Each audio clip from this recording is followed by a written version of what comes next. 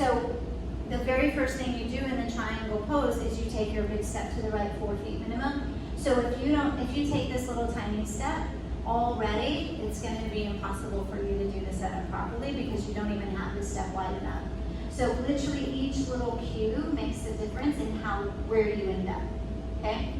All right, so arms over the head sideways, right foot step to the right, a big step 4 feet, arms parallel with the floor, push your hips forward, upper body back. So right now, I'm just facing, everything in my body is just facing forward. Push your hips forward, upper body back. This is just keeping me from like having my knees bent and hunching over.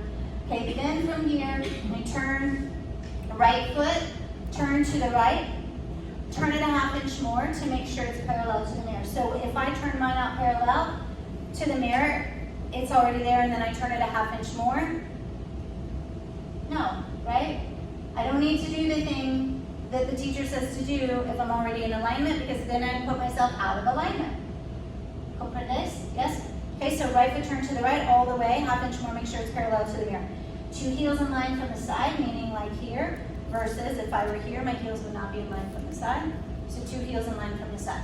So after I turn my foot out, for me, for my body, this is where it's like, oh yeah, I can really feel that in my pelvis. Because I'm not super flexy person, especially in my hip area.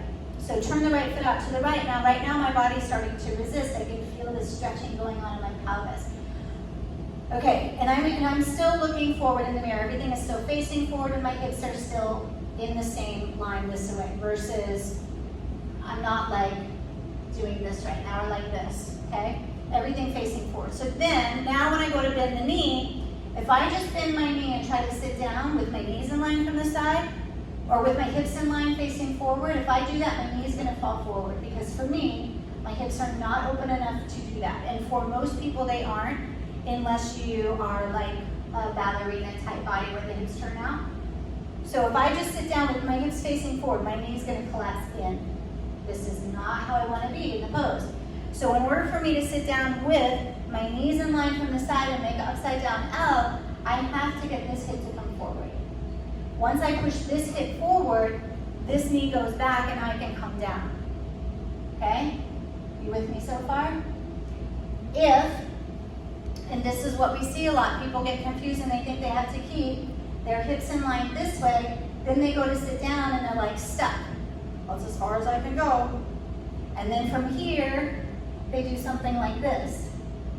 They're not sitting down and then they touch the floor anyway, and now nothing's happening again, sweating and hollering, okay? So, left hip forward, bend the knee, sit down, bounce a couple times. Make sure I'm down enough, right leg looks like the upside down letter L. How I came down was not by bringing my weight into this leg. How I came down is pushing this hip towards the floor. So this is something I want you guys to feel if you'll stand up.